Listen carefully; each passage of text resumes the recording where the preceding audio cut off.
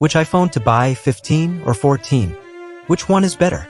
That's what we'll discover in this video. Both devices represent the latest Apple technology, featuring significant advances in performance, cameras, and design. However, when analyzing the characteristics of each, doubts arise about which one to choose, so let's explore the differences between these two iPhones and compare which one is best.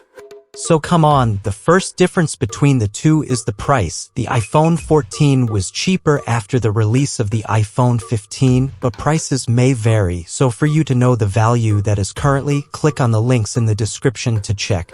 The iPhone 15 is more expensive due to its features, so many people end up choosing to buy the iPhone 14, which is similar to the 15, but cheaper.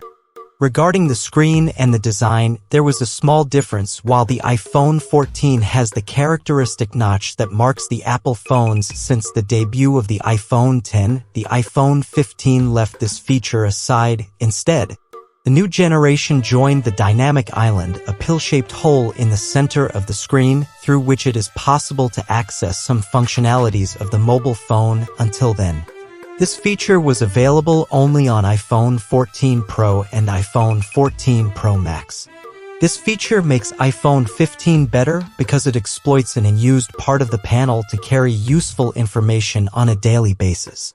In theory, the 14 and 15 models have the same screen size, 6.1 inches, and both are OLED with 60 Hz refresh rate. However, the iPhone 15 has a higher utilization precisely due to the dynamic island. Apple has kept the format of the rear cameras equal in both models. The colors, on the other hand, differ. The iPhone 15 has the back more matte and the Apple brighter. Moreover, the models are practically equal in the screen and design. The camera features of these two models come with modifications.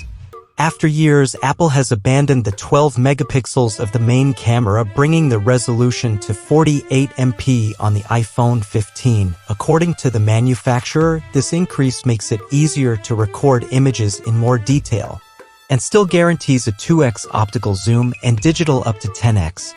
Apple also highlights optical stabilization by sensor displacement in order to ensure less shaky photos, while the secondary camera remains at 12 MP. The iPhone 14 follows the recipe of recent years, that is, the main camera remains with 12 MP but with a larger aperture. The component also has optical image stabilization by sensor displacement, and is accompanied by another 12 MP camera, this time with ultra-wide lens. The iPhone 15 has a more powerful set of cameras. On the other hand, it is important to highlight that a higher resolution does not necessarily mean more quality. Other factors need to be put on the scale. So it is important to note that the iPhone 14, even with a 12 MP sensor, tends to deliver high-quality images. While the front camera remains at 12 MP on both models, another common factor is the true depth sensors, which help to apply the popular portrait mode and other filters more accurately when taking selfies. Another point to be considered is the hardware. The two models have basically the same processor. In the iPhone 14, Apple inserted the processor A15 Bionic, which was used in the iPhone 13, while in the iPhone 15, we have the same processor of the 14 Pro. The A16 Bionic are distinct processors, but both of high quality. Both models have 6 GB of RAM, and although the iPhone 15 is theoretically more powerful, this difference may not be noticeable in everyday use. Regarding the battery, the iPhone 15 has a significant evolution. With a capacity of 3,877 mAh, is able to offer a considerably longer autonomy than the iPhone 14, which has a battery of 3,279 mAh. Battery life is one of the best ever seen on a smartphone, making it a strong point of iPhone 15. The end of the Lightning connector is the great highlight of the new generation. In 2024, Apple has retired its standard to give the turn to the USB-C, which is more universal. That is, with the same cable you can charge the MacBook, iPad, iPods, and Android phones. Depending on the model, even Windows notebooks can be using the same wire for data exchange or replacing the battery.